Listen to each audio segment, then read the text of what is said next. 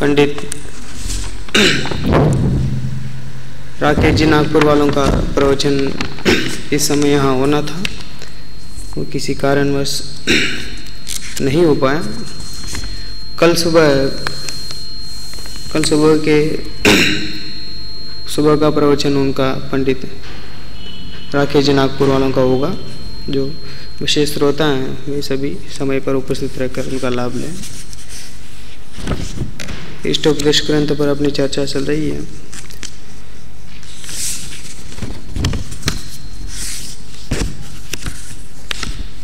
तेईसवें श्लोक तक अपनी चर्चा हो चुकी है। आत्मा का स्वरूप बताए जाने के बाद उस आत्मा का ध्यान करने से क्या फल मिलता है, उस आत्मा का ध्यान करने का प्रयोजन क्या है। जिसके पास जो होता है वो वही देता है। इसलिए ज्ञान की उपासना करने से ज्ञान की प्राप्ति होती है और अज्ञान की उपासना करने से अज्ञान की प्राप्ति होती है। इसलिए हमें ज्ञान की उपासना करके स्वप्रवेक रूपी ज्योति को प्रकट करके आत्मा को आत्मा द्वारा आत्मा में ही ध्यान लगाना चाहिए। उसी का सेवन निरंतर हमें करना चाहिए। ऐसा 23वां श्लोक हमने पूर्ण किया। एक बार श्लोक और पद्यानुवाद पढ़ते हैं। अज्ञानोपास्तिरज्ञानम ज्ञानम ज्ञानि समाश्रयः ददाति यत्तु यस्यास्ति सुप्रसिद्धमिदं वचः। जड़ से जड़ता ही मिले ज्ञानी से निज ज्ञान। जो कुछ जिसके पास वह करे उसी का दान। आगे अपने विषय को और बढ़ें, उससे पूर्व आपसे कुछ पूछते हुए आगे बढ़ते हैं। ज्ञान का दो प्रकार से अर्थ और अज्ञान के दो प्रकार से अर्थ इसमें हमने निकाला था, आपको बताना है। कौन बता रहा है? पहले ज्ञान का दो प्रकार का अर्थ कैसा लिया? पहला अज्ञान का है ना। अज्ञान का दो प्रकार किस प्रकार घटित किया? बोलो क्या बात, सभी को आना चाहिए ना। तो 2-3 बार रिपीट भी किया हुआ।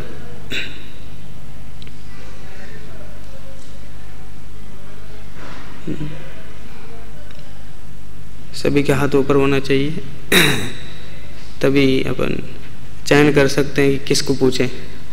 2-3 का हाथ ऊपर हो तो किसका चयन करें? चलिए कल इसको पूछूंगा, समय आप और विशेष तैयारी करके आए। 24वें श्लोक से पूर्व शिष्य प्रश्न करता है, अध्यात्मलीन ज्ञानी को क्या होता है, क्या फल मिलता है? निष्पन्न स्वात्मनिष्ठ योग की अपेक्षा से स्वात्म ध्यान के फल का यह प्रश्न है। शिष्य फिर से प्रश्न करता है आचार्य से, अध्यात्मरत योगी, अध्यात्मलीन योगी, आत्मा का ध्यान करने वाले योगी, उनको क्या फल मिलता है? इससे पहले भी ऐसे प्रश्न किया था। 23वें श्लोक से पूर्व देखिए क्या प्रश्न किया।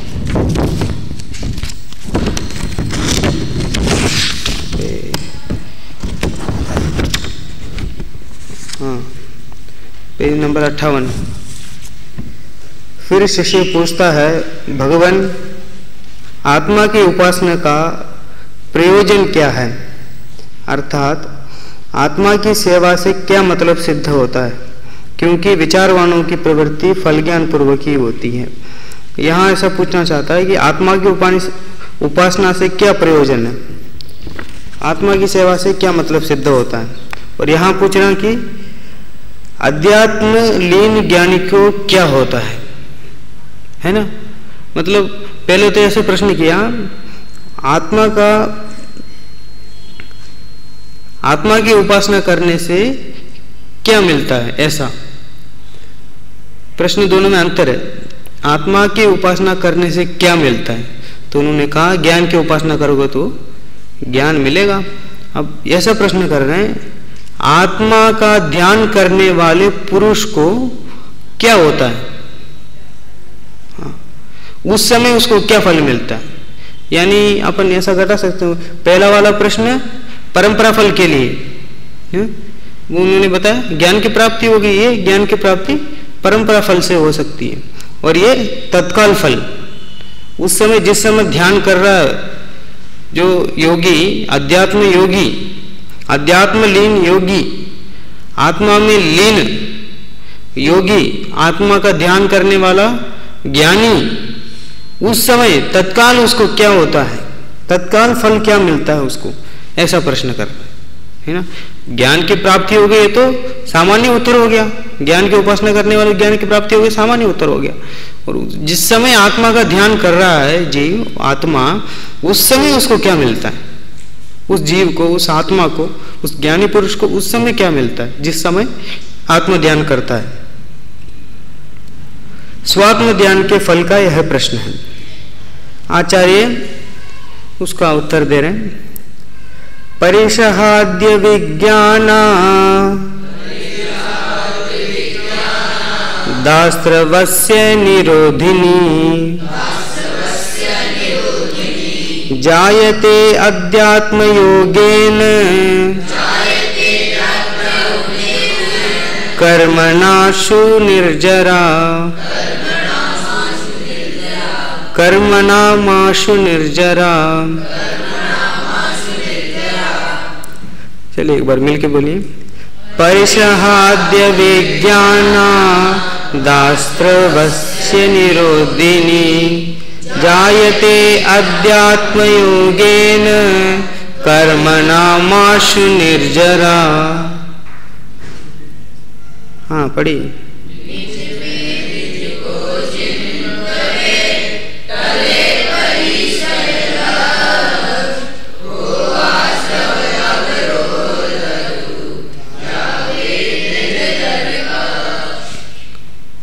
अध्यात्म योगेन, अध्यात्म योग से, दूसरे लाइन में है ना, अध्यात्म योग से।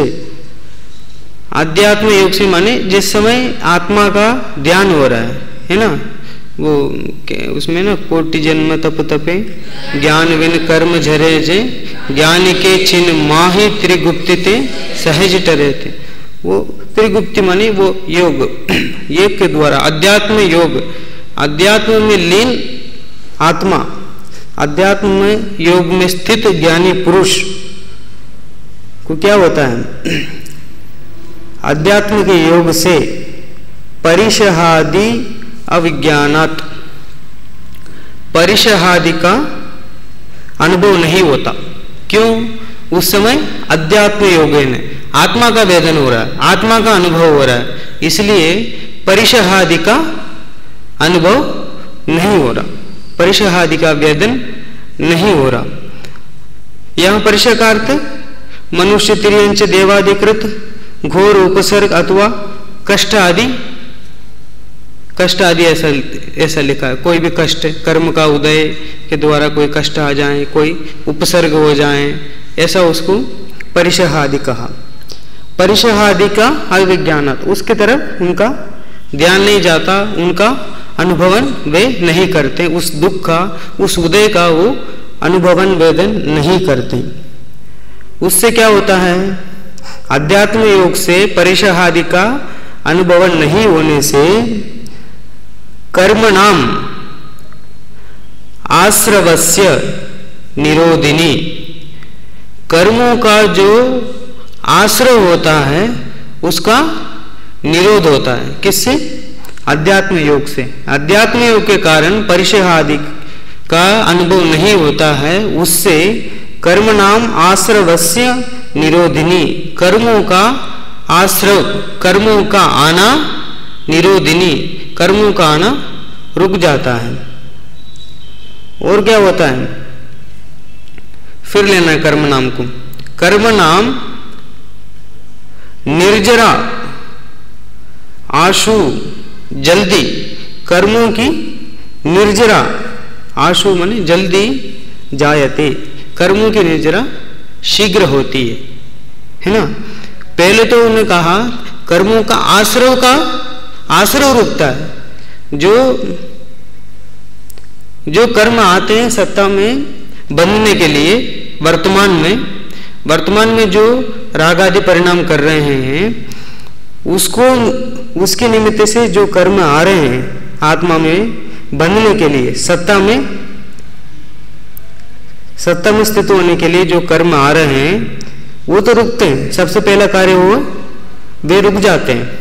दूसरा कार्य क्या है, सत्ता में पड़े कर्म, अनादिकाल से जो सत्ता में कर्म पड़े हुए हैं उनकी निर्जरा होती है ना। निर्जरा, वो भी निर्जरित होते हैं, खिरते हैं वो कर्म भी, पहले से जो बंधा हुआ कर्म भी खिर जाते हैं। किसके कारण, अध्यात्म योग है।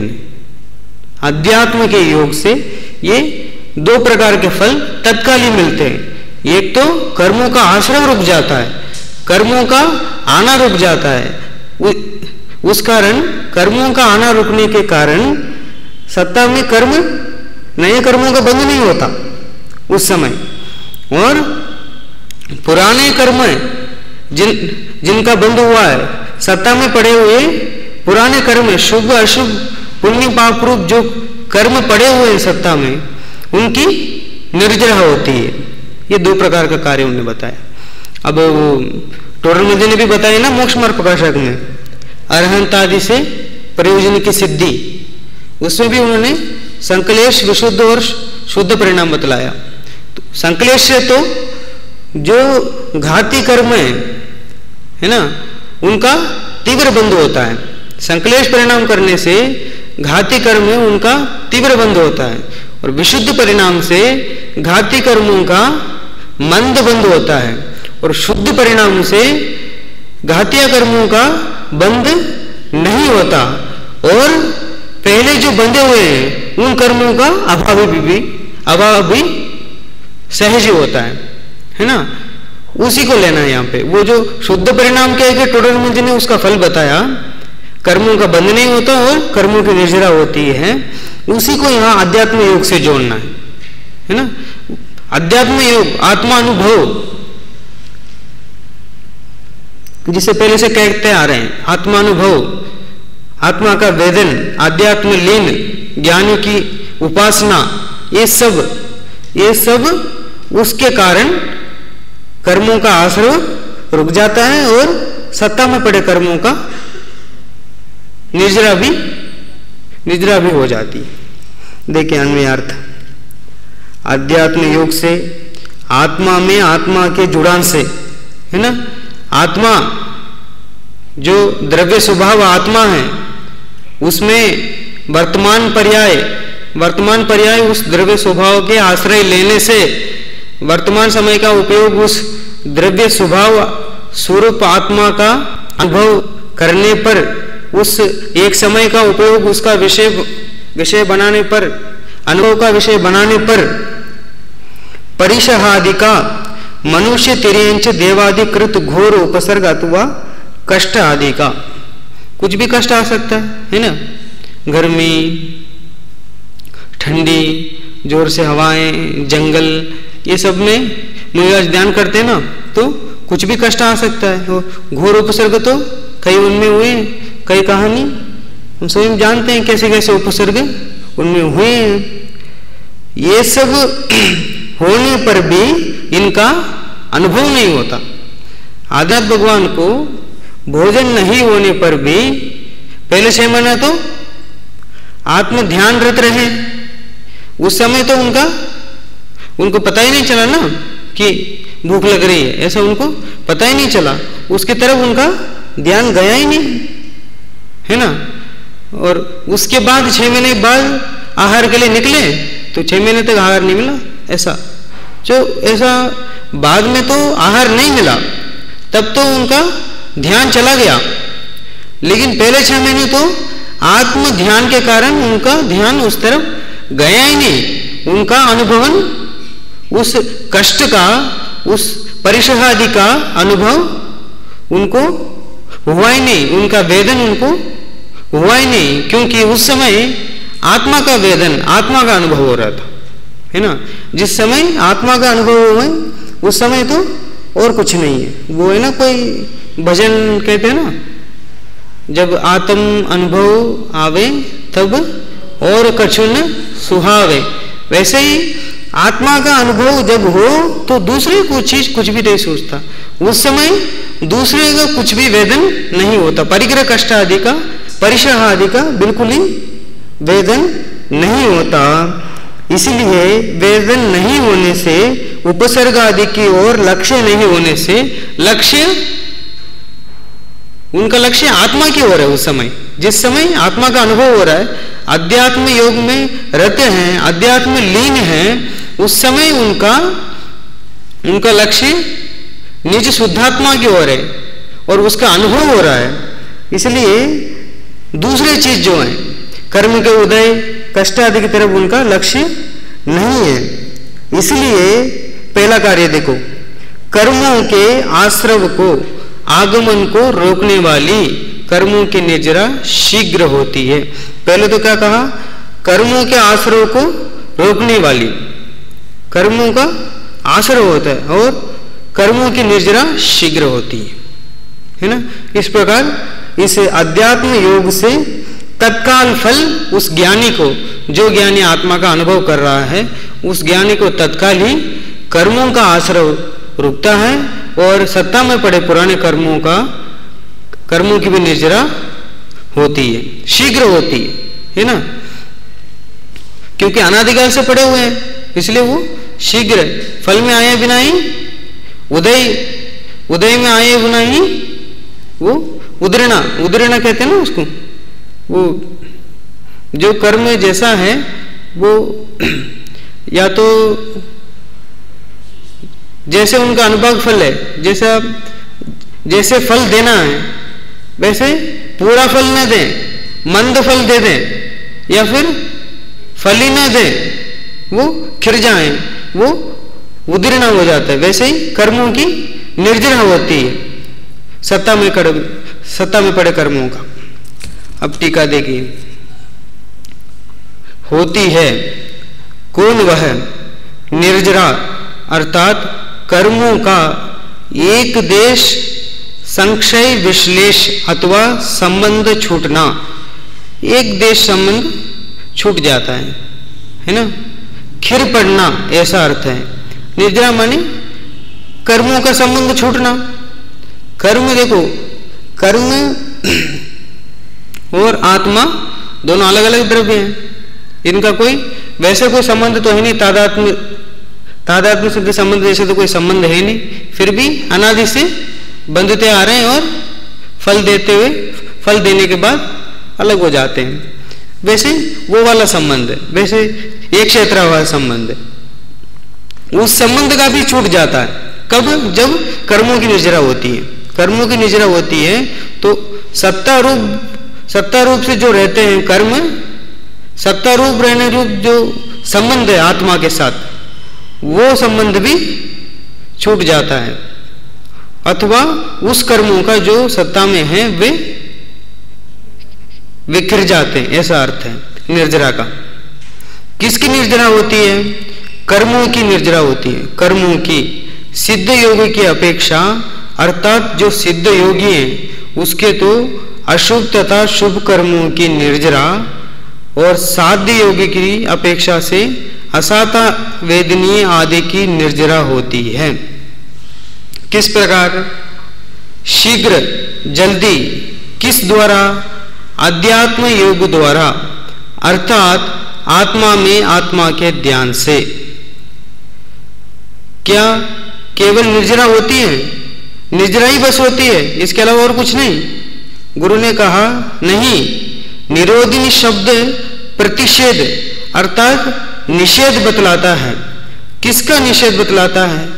आश्रव का, कर्मों के आगमन का। यहाँ ऐसा यहाँ समझना। एक तो कर्मों की निर्जरा तो होती है और कर्मों का आगमन वे भी रुकते हैं, उनका भी निषेध है, कर्मों का आगमन का भी निषेध है, यहाँ ऐसा समझना। किससे? परिशहों का, अर्थात क्षुधा आदि दुख के भेदों रूप परिशहों का तथा आदि शब्द से देवों आदि द्वारा किए गए उपसर्गों की बाधा का अनुभव वेदन नहीं होने से, बाधा की ओर उपयोग नहीं होने से अथवा उनका संवेदन नहीं होने से कर्मों के आगमन को, आश्रव को रोकने रूप पुराने कर्मों की निर्जरा के साथ संवर भी होता है। निर्जरा तो होती ही होती है और साथ में संवर भी होता है। उसके लिए क्या कह रहे हैं? उनका संवेदन नहीं होता है, परिशह आदि का संवेदन नहीं होता है। कोई ऐसा केवली होते हैं ना, गुणस्थान में दिया हुआ है, वे जब आत्म ध्यानरत रहते हैं, देव उपसर्ग करने के लिए उन्हें क्या करते हैं? ऊपर ले जाते हैं, ऊपर ले जाके ऊपर से फेंक देते हैं उन्हें, हैं ऊपर से फेंक देते हैं और वो ध्यान में लीन, जब तक वो नीचे आके गिरने से पहले ही वो आत्म ध्यान से केवल ज्ञान को प्राप्त कर लेते हैं। ऐसा क्योंकि उस तरफ उनका ध्यान नहीं है। वो परिशह आदि, क्षुधा आदि दुख के भेदों रूप परिशहों का और देव मनुष्य तिर्यंश आदि द्वारा कृत उपसर्गों को और ध्यान देंगे तो राग द्वेष परिणाम होगा। तो राग द्वेष परिणाम होगा तो राग द्वेष परिणाम से कर्म का बंधन भी होगा। पहले कक्षा में वहां समझाते ना अपन ने, संसार चक्र शुरू किससे होता है? राग द्वेष से। राग द्वेष से क्या होता है? कर्म बंध होता है। कर्म बंध से क्या होता है? गति की प्राप्ति होती है। गति प्राप्ति से क्या होता है? शरीर आदि प्राप्त होता है। शरीर आदि प्राप्त होने से क्या होता है?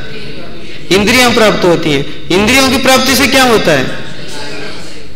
इंद्रियों के विषय ग्रहण के लिए राग द्वेष होती है। अब अंत में घुमा फिर के कहां आ गए? फिर राग द्वेष में आ गए। फिर राग द्वेष करने से क्या होगा? फिर कर्म बंध। ऐसे संसार चक्र है। इसलिए कहा जिस समय आत्मा का अनुभव होगा उस समय दूसरे दुख परिशह आदि हो रहे हैं, उनके तरफ ध्यान जाएगा ही नहीं, उनका अनुभवन होगा ही नहीं, उनका वेदन होगा ही नहीं। तो राग द्वेष भी उस समय नहीं होगा। उस समय राग द्वेष नहीं होने से कर्मों का बंधन भी नहीं होगा। जब कर्मों का बंधन भी नहीं होगा तो कर्म आगे क्या करेंगे? इसलिए कर्मों का आगमन, जिसे आश्रव कहते हैं, वे भी नहीं होगा। उसे संवर भी कहा है। निर्जरा और संवर दोनों ही होता है उस समय जिस समय आत्म ध्यान है, जीव है ना, आत्मा का अनुभव, साक्षात आत्मा का अनुभव कर रहा है, आत्मा द्वारा, आत्मा के ध्यान से, है ना। चलिए, तथा आत्मानुशासन श्लोक 246 में कहा है, ऐसा कह के उन्होंने एक श्लोक का अर्थ भी किया। ये बहुत बढ़िया श्लोक है ना। यस्य पुण्यम च पापम च निष्फलम गलति स्वयं सयोग्य तस्य निर्वाणम न तस्य पुनराश्रव। ये गाथा पढ़ते ना अपन, वो वाला है ना, आर्या छंद है ना। देखिए बहुत बढ़िया अर्थ है इसका। यस्य, जिसके, पुण्यम च पापम च, पुण्य और पाप, निष्फलम गलती, निष्फल फल दिए बिना ही खिर जाते हैं। कैसे? स्वयं खिर जाते हैं, उनको कोई खिराता नहीं है, वो स्वयं ही खिर जाते हैं बिना फल दिए ही। कौन? पुण्य और पाप। सत्ता में पड़े हुए जो पुण्य और पाप कर्म हैं, इस समय थोड़े समय के बाद पुण्य का उदय आएगा, उस समय पुण्य परिणाम अपना होगा, और थोड़े समय बाद पाप का उदय आएगा, तब पाप का परिणाम हमारा होगा। ऐसा जो निश्चित सत्ता में पड़े कर्म हैं उनका उदय आना बाकी है। ऐसे कर्म फल दिए बिना ही स्वयं ही गिर जाते हैं। किसके? यस्य, जिसके गिर जाते हैं, स योगी, सच्चा योगी तो उसे ही कहेंगे, योगी वह ही है। तस्य निर्वाणम, निर्वाण की प्राप्ति उसे ही होती है, न तस्य पुनराश्रय, और उसको दोबारा आश्रय नहीं होता है। देखिए नीचे हिंदी में लिखा है, जिसके पुण्य और पाप कर्म, कर्म कह रहे हैं, जिसके पुण्य, परिणाम नहीं कह रहे हैं, कर्म, पुण्य और पाप कर्म फल दिए बिना स्वयमेव अपने आप ही गल अर्थात खिर जाते हैं, वह योगी है।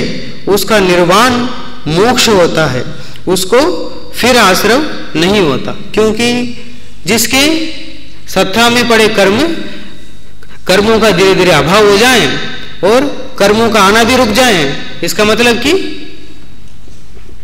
किंचित काल में ही वह सारे कर्मों का अभाव हो जाएगा। फिर कर्मों रहित अवस्था उसको क्या कहते हैं? सिद्ध अवस्था, उसको ही मोक्ष कहते हैं। उसमें कहा ना मंगलाचरण में, यस्य स्वयं स्वभावाप्ति प्रभावे कृष्ण कर्मण अभावे कृष्ण कर्मण, कृष्ण कर्मण संपूर्ण कर्मों का जिसमें अभाव हो गया है, ऐसे सिद्ध परमात्मा।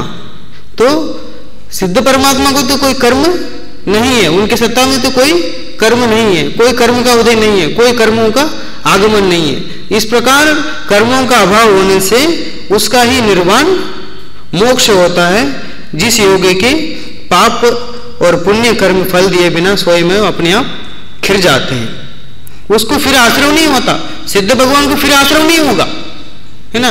एक बार फिर गया कर्म, पुण्य और पाप कर्म थे सत्ता में, और आत्म ध्यान के बल से उनकी निर्जरा हो गई।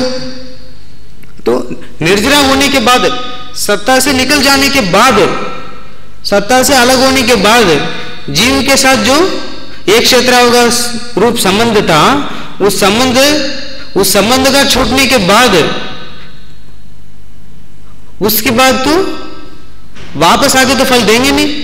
एक बार संबंध छूट गया, सत्ता से निर्जरित हो गई, ऐसे कर्मों का वापस तो फल देना ऐसा तो नहीं होगा। क्योंकि जो कर्म सत्ता में है, जिनमें फल देने की शक्ति है, वे कर्म फल देते हैं। या जिनका उदय आ गया है, ऐसे कर्मान वर्गनाएं, है ना, जिनका उदय आ गया है ऐसे कर्मान वर्गनाएं, या फिर जो निर्जरित हो गए ऐसे कर्मान वर्गनाएं तो कभी फल नहीं देते। वो वापस अपने पुद्गल द्रव्य रूप स्वतंत्र पुद्गल द्रव्य पे रहते हैं, वो तो फिर फल नहीं देते, है ना। इसलिए कहा उसको फिर आश्रय नहीं होता। इस श्लोक में पुण्य और पाप रूप कर्मों की निर्जरा बताई है। तथा तत्वानुशासन श्लोक नंबर 225 में कहा है कि जो सदा ध्यान का अभ्यास करता है परंतु अचरम शरीरी है, तद्भव मोक्षगामी नहीं है, उसके उस ज्ञाता के सकल अशुभ कर्मों की निर्जरा और संवर होते हैं। क्या गजब बात है कि हो। जो तद्भव मोक्षगामी नहीं है, तद्भव माने तत्भव, उसी भव से मोक्षगामी मोक्ष जाने वाला नहीं है, फिर भी सदा ध्यान का अभ्यास करता है, ध्यान करने की कोशिश करता है ना। वो श्रुति ज्ञान के द्वारा विकल्पात्मक ज्ञान में आत्मस्वरूप का निश्चय करता है और कदाचित अनुभव भी कर लेता है ना। अनुभव करने की बात तो उसमें कहा ही नहीं है। जो सदा ध्यान का अभ्यास करता है परंतु तद्भव मोक्षगामी नहीं है। उसके उस ध्याता के सकल अशुभ कर्मों के निर्जरा और संवर होते हैं। अशुभ कर्म जो जो भी हैं उसके वो सब क्या हो जाते हैं? निर्जरा और संवर हो जाते हैं। अशुभ कर्म, अशुभ कर्मों के निर्जरा और संवर होने से फिर देवादि गति की प्राप्ति हो जाती है, क्योंकि वो सब शुभ रूप है। अशुभ कर्म सब हट गए सत्ता में से अशुभ कर्म खिर गए तो शुभ शुभ बचेंगे, तो शुभ कर्म बचेंगे तो शुभ कर्म का क्या फल है? ऐसे देवादि गति की प्राप्ति, चक्रवर्ती आदि की प्राप्ति होगी, चक्रवर्ती आदि पद की।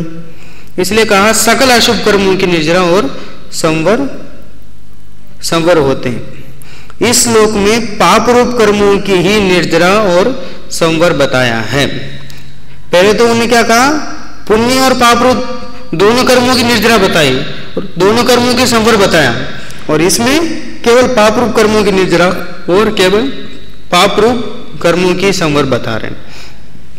मतलब वो ये सिद्ध करना चाहते हैं वो संवर निर्जरा होता है उस समय आत्मा का ध्यान करते समय भी, और आत्मा के ध्यान करने की जो कोशिश करता है श्रुति ज्ञान के द्वारा विकल्पात्मक ज्ञान में उस आत्म स्वभाव का, आत्म स्वरूप का निश्चय करता उस समय भी, दोनों समय ये कर्मों का किरणीय रूप अवस्था होती है, ये सिद्ध करना चाहते हैं। इसलिए वो तत्वानुशासन आदि जो सर्वमान्य ग्रंथ हैं उन ग्रंथों के उद्धरण इसमें प्रस्तुत कर रहे हैं। तथा श्री पूज्यपाद स्वामी ने समाधि तंत्र श्लोक 34 में कहा है कि आत्मा और शरीर के भेद ज्ञान से उत्पन्न हुए आनंद से परिपूर्ण युक्त योगी तपस्या द्वारा भयंकर उपसर्गों तथा घोर परिश्रमों को भोगता होने पर भी खेद किन्न नहीं होता है ना।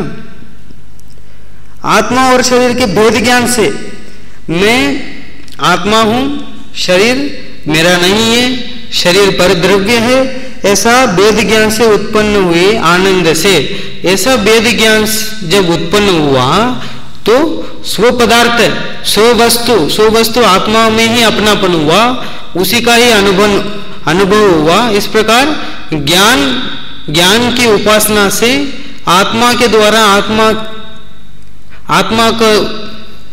आत्मा को ही जाने से उससे जो आनंद उत्पन्न होता है उससे परिपूर्ण युक्त योगी तपस्या द्वारा भयंकर उपसर्गों तथा घोर परिश्रमों को भोगते होने पर भी खेद किन्न नहीं होता। खेद किन्न नहीं होता इसलिए नहीं होता, उसे भेद ज्ञान है। जो भी कष्ट उपसर्ग आदि हो रहे हैं वो शरीर को हो रहे हैं, वो शरीर से संबंधित है, आत्मा से संबंधित नहीं है। आत्मा से जो सहज आनंद उत्पन्न हो रहा है वो उस समय भी उत्पन्न हो रहा है जिस समय उन्हें उपसर्ग हो रहा है। ध्यानस्थ मुनियों को जिस समय उपसर्ग हो रहा है उस समय उपसर्ग के द्वारा पीड़ा का अनुभव नहीं होता उन्हें, उस समय आत्मा के ध्यान से जो आनंद उत्पन्न होता है, सुख उत्पन्न होता है, उसका अनुभव होता है, क्योंकि भेद ज्ञान ज्योति प्रकट हो गई। शरीर और आत्मा में भेद प्रकट कर चुके हैं, इसलिए आत्मानुभव में स्थित है, इसलिए आनंद की उत्पत्ति होगी न कि दुख पीड़ा आदि का। इसलिए कहा घोर परिश्रमों को भोगता होने पर भी खेद खिन्न नहीं होता। खेद खिन्न नहीं होते, खेद खिन्न क्यों होंगे, है ना। क्या कंचन कांच बराबर जिनके, ऐसे है ना, वैसे ही वो जो परिश्रम आदि जो भी है, गर्मी में, ठंडियों में, वर्षा में, तरुतल में, जंगल में, जैसे भी जो भी परिस्थिति हो उनसे उन्हें कोई फर्क नहीं पड़ता, उसके कारण वे खेद खिन्न नहीं होते। यह व्यवहार में इसे कहा गया है। किसी लिए ऐसी आशंका होने पर पुनः आचार्य ही कहते हैं वह निर्जरा वास्तव में कर्म की होती है ना। वह निर्जरा वास्तव में कर्म की होती है। तब उसका कर्म का संबंध किस प्रकार है, ये व्यवहार इसलिए कहा कि ये दो द्रव्यों का संबंध हो गया ना, इसमें आत्मा और कर्मों को मिला के बात करती है ना। निद्रा किसकी हो रही है? कर्मों की निद्रा हो रही है, लेकिन यहाँ कहा गया जा रहा है आत्मा के कर्मों का निद्रा हो रही है, ऐसा जो कह रहे हैं, इसलिए उन्होंने कहा ये व्यवहार नहीं से कहा गया। वास्तव में देखा जाए तो स्वयं ही कर्म ही स्वयं जड़ते हैं, तब उसका कर्म का संबंध किस प्रकार है?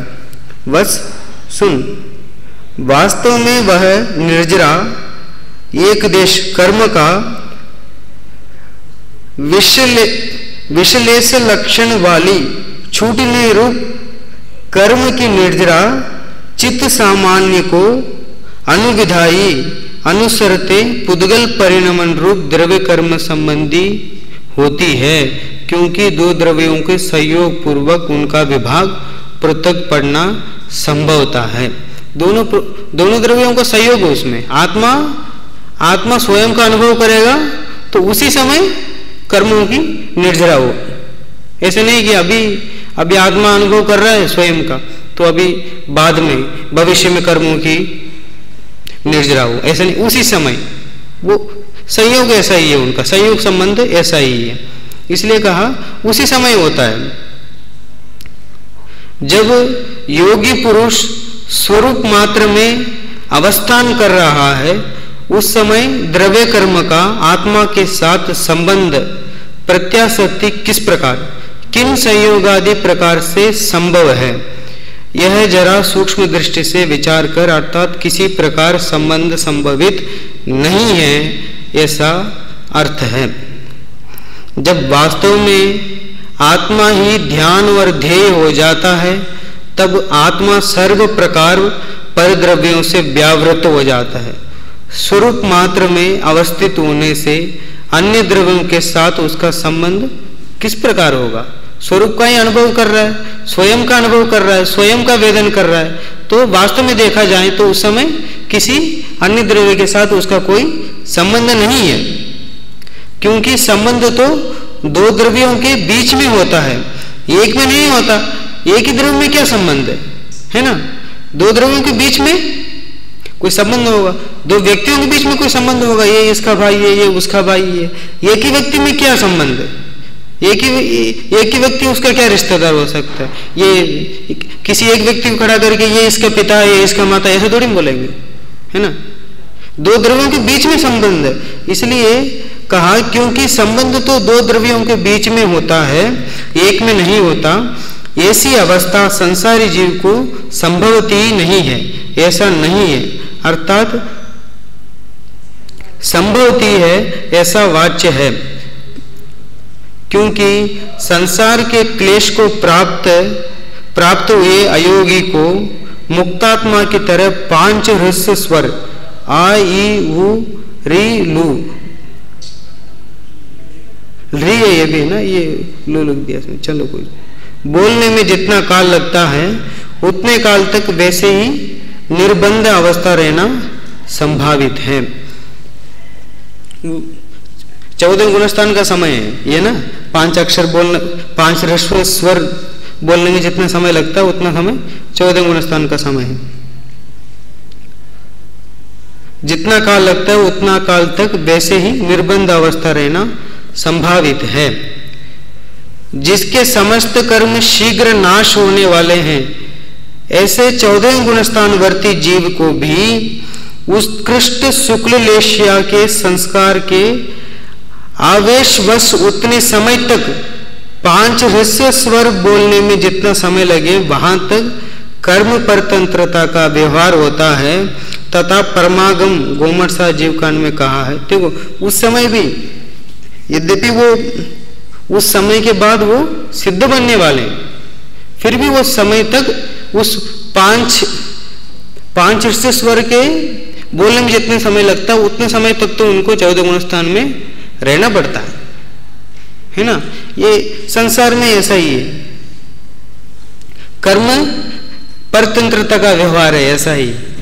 वैसे ही कह रहे हैं कि जब आत्मा का अनुभव होगा उस समय भी यद्यपि आत्मा कुछ करता नहीं है, आत्मा का कुछ संबंध नहीं कर्मों के साथ, फिर भी कर्मों की परतंत्रता अनादि से होने के कारण आत्मानुभव के समय ही वह निर्जरित होती है और संवर होते हैं। यद्यपि कोई उस समय कोई संबंध नहीं, ये बतलाना चाहते। वास्तविक रूप से देखा जाए तो उस समय कोई संबंध नहीं है, फिर भी अनादिकाल से कर्म के साथ जो परतंत्रता चली आ रही है जीव की, उस कारण उस समय जिस समय जीव आत्मा का अनुभव करता है उसी समय निर्जरा और संवर होते बिना कोई संबंध के।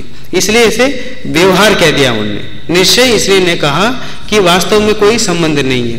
व्यवहार इसलिए कहा ये अनादिकाल से ऐसी परतंत्रता चली आ रही है कि जीव स्वयं राग द्वेष करें तो स्वयं कर्मबंध होता है, और जब राग द्वेष नहीं करते हुए आत्मा का ध्यान करें तो स्वयं ही संवर निर्जरा हो जाती है। जो शीलों के 18,000 शीलों के भेदों के ईशत्व को, स्वामित्व को प्राप्त हुए हैं, जिनके समस्त आश्रय रुक गए हैं तथा जो कर्म रूपी रस से रहित हो गए हैं, वे गति योग अयोग केवली हैं। अयोग केवली का स्वरूप उन्होंने बतलाया। अयोग केवली कैसे होते हैं? ऐसे होने पर भी उनको वो पांच से स्वर बोलने समय तक तो उसमें चौथे मूल स्थान में रहना पड़ता है। ये कर्म की परतंत्रता ऐसी है, वास्तविक देखा जाए तो उससे कोई संबंध नहीं है, ऐसा उन्होंने इसमें बतलाया। भावार्थ में और विशेष गुणस्थान के कई अपेक्षाएं इसमें लगाकर बहुत बढ़िया तरीके से समझाया गया है। इसे हम कल पढ़ेंगे। और अभी एक बार इस श्लोक पाठ और उसका पद्यानुवाद करते हैं। बोलिए।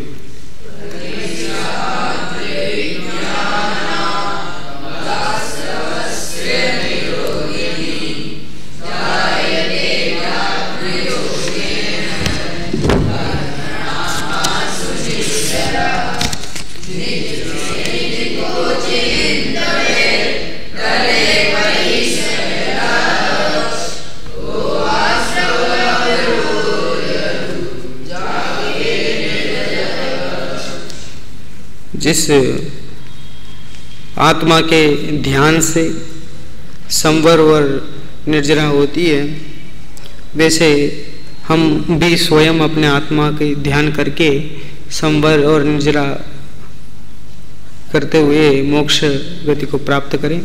इसी मंगल भावना से।